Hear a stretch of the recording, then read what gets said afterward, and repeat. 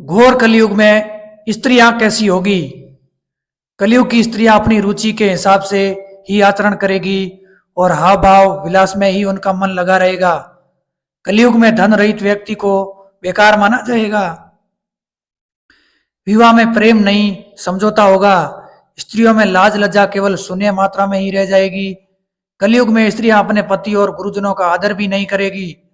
उसके अलावा वो दुराचारी पुरुषों से भी मिलने की अभिलाषा करेगी। कलयुग में लोग शरीर को ही अपना सब कुछ मानेंगे और आत्मा को जानने का कोई प्रयास नहीं करेगा।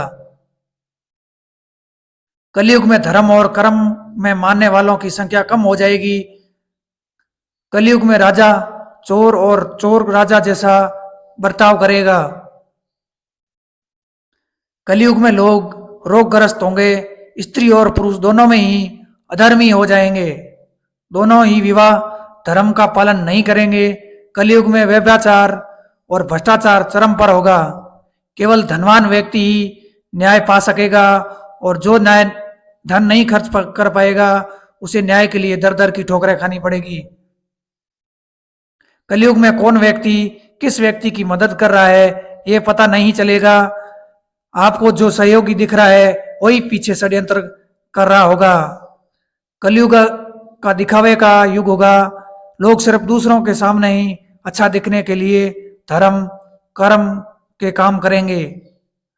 कलयुग की सबसे बड़ी विडंबना यह होगी कि कलयुग में मनुष्य अपने छोटे से स्वार्थ के लिए दूसरों के बड़े बड़े हितों को भी भेंट चढ़ाने के संकोच नहीं करेंगे।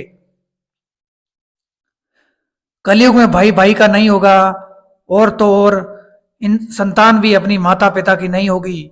मनुष्य केवल अपने और केवल अपने बेटे बच्चों के घर में रहकर ही सीमित हो जाएगा और बाकी सब पराये हो जाएंगे।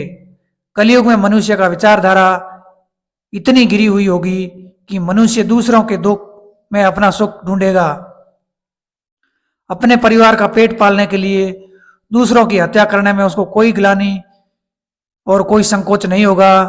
कलयुग में लोग सत्ता के लालच में अपने ही संतान की बलि चढ़ाने में अग्रसर होंगे। सत्ता मानवता के उद्धार के लिए होगी, परंतु कलयुग में सत्ता का उद्देश्य केवल अपना अपना उद्धार करना होगा।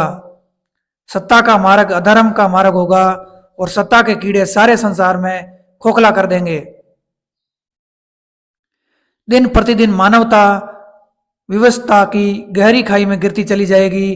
कलयुग का अंत और कल की अवतार घोर कलयुग में वो दौर भी आएगा जब चारों तरफ अशांति त्राहिमाम त्राहिमाम होगा। कलयुग में हर एक और पाप के पाप होंगे। तब ऐसी विनाशकारी शक्तियों का अंत करने और निर्बलों की रक्षा करने के लिए भगवान विष्णु कल की अवतार लेकर पापियों का विनाश करेंगे और सतयुग का प्रारंभ होगा। श्रीमद् भगवत पुराण में कहा गया है कि समय के न्याय में ना तो वो लोग वंचित रहेंगे जिन पर अत्याचार होगा और ना वो लोग समय के दल से बच सकेंगे जो लोग उन पर अत्याचार करते हैं। पति पत्नी को विवाह के बंधन को समझकर उनका पालन करना चाहिए। माता पिता और बड़ों का मान रखना चाहिए। उनका आशीर्वाद लेना चाहिए। ध्यान जप और कार्य करके अपनी अंदर आत्मा को शुद्ध करना चाहिए और अपने धर्म का पालन करना चाहिए। इस तरह से हम कलयुग के प्रकोप से खुद को और अपने आसपास के लोगों को बचा सकते हैं।